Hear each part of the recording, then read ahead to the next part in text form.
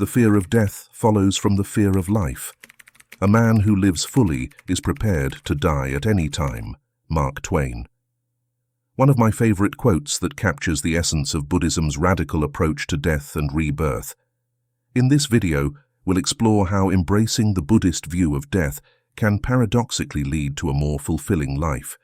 You'll learn why understanding the cycle of death and rebirth might be the key to living without fear. The illusion of permanence. According to Buddhism, our fear of death stems from a fundamental misunderstanding of reality. We cling to the idea of permanence, desperately seeking stability in a world that's constantly in flux. This attachment to permanence is the root of our suffering, especially when it comes to facing our own mortality. At the heart of Buddhist philosophy lies the concept of impermanence, known as anicca. This principle teaches that all things are in a constant state of change, including our own lives. Nothing lasts forever, not even death itself. It's a perspective that stands in stark contrast to many Western attitudes, where we often seek to preserve life at all costs and view death as a final, permanent end. In the West, we tend to build our identities around the idea of a fixed, unchanging self. We accumulate possessions, achievements, and relationships, believing they define who we are. But Buddhism challenges this notion, suggesting that our attachment to a permanent self is the very source of our suffering. The Buddha taught that what we perceive as self is actually a collection of ever-changing physical and mental phenomena. The Yamaka Sutta, an early Buddhist text, illustrates this point beautifully. It explains that by understanding the impermanent nature of our form, feelings, perceptions, mental fabrications, and consciousness, we can liberate ourselves from the fear of death. This isn't just abstract philosophy. It's a practical approach to living and dying with equanimity. Imagine for a moment what it would be like to fully accept the transient nature of existence. How might it change your relationship with life and death? The Buddha, in the Bhaya-Bhairava Sutta, suggests that recognizing impermanence allows us to let go of our attachments and fears associated with mortality. It's a radical shift in perspective that can lead to a profound sense of peace. This understanding of impermanence isn't meant to be depressing or nihilistic. On the contrary, it's an invitation to live more fully in the present moment. Buddhist mindfulness practices encourage us to observe the changing nature of our thoughts and feelings, fostering a deeper awareness of the fleeting nature of existence. As we cultivate this awareness, we may find ourselves less afraid of death and more appreciative of the precious temporary gift of life. By accepting impermanence, we can develop a more peaceful relationship with mortality. Instead of desperately clinging to life or fearing death, we can learn to embrace the natural flow of existence. This shift in perspective doesn't eliminate grief or sadness, but it can help us face these emotions with greater acceptance and resilience. But if there's no permanent self, what exactly gets reborn? This question leads us to one of Buddhism's most fascinating and counterintuitive ideas about the nature of consciousness and rebirth: the stream of consciousness. If there's no permanent self to be reborn, what exactly continues after death? Buddhism proposes an answer that's both profound and perplexing.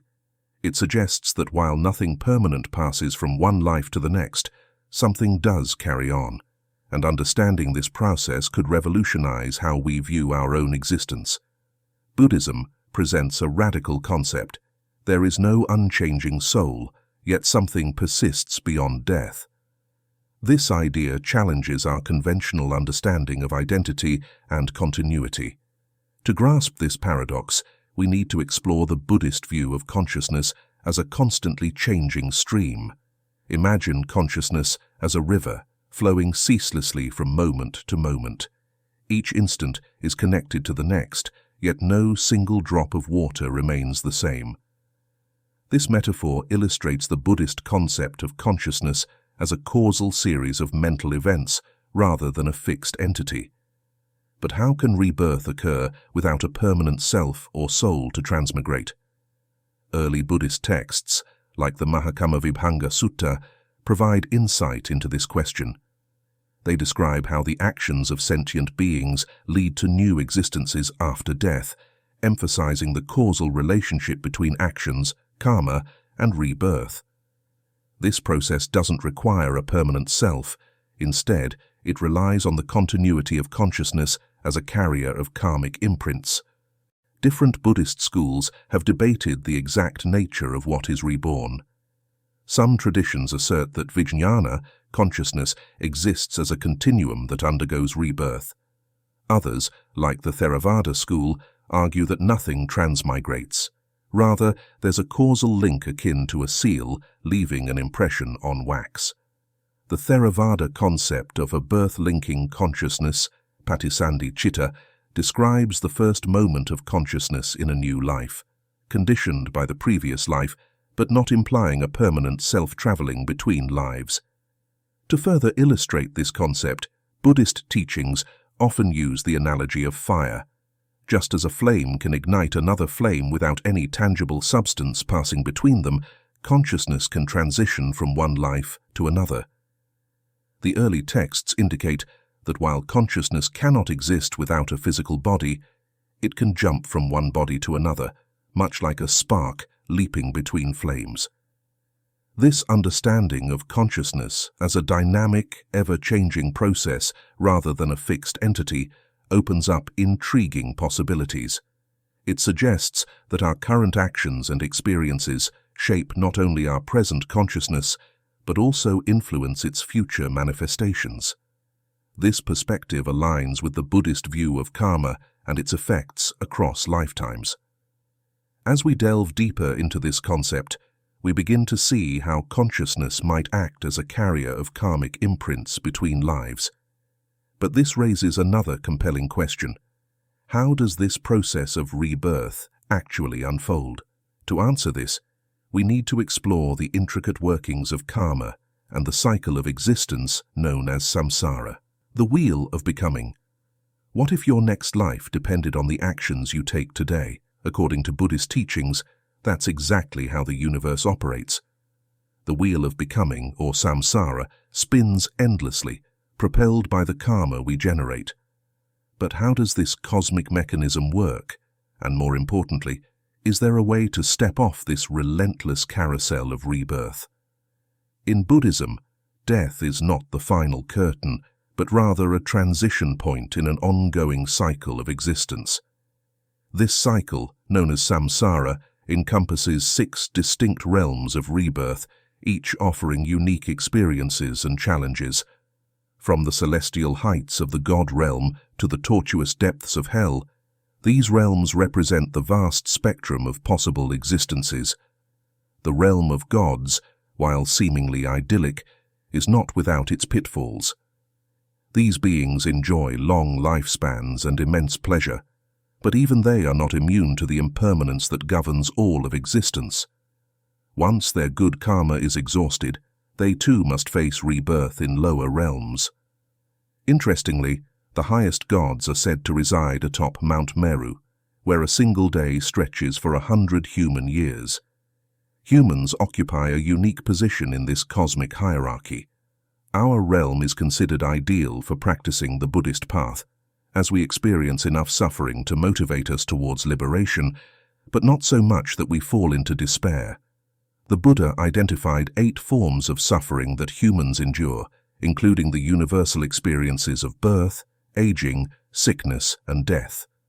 But what determines which realm we'll inhabit in our next life? This is where karma comes into play.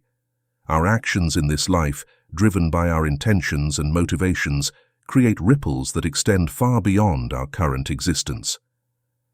Good actions, kusala karma, pave the way for rebirth in more favorable realms, while harmful actions, akusala karma, can lead to less fortunate circumstances. The intricacies of this process are explained through the concept of the 12 links of dependent origination. This teaching illustrates how ignorance leads to actions that create karma, which in turn influences rebirth. It's a complex cycle that continues until one attains enlightenment and breaks free from samsara altogether. Understanding the wheel of becoming isn't just an intellectual exercise. It has profound implications for how we live our lives. By recognizing that our current actions shape our future existences, we're motivated to live more ethically and mindfully. Every choice we make, every intention we harbor, becomes a seed planted for our future selves. But as we contemplate this endless cycle of death and rebirth, a new question arises. Is this just another form of eternal life? Or is there a way to transcend the wheel of becoming entirely? To answer this, we must explore the ultimate goal of Buddhist practice, the attainment of Nirvana and the cessation of rebirth itself. Liberation from the cycle.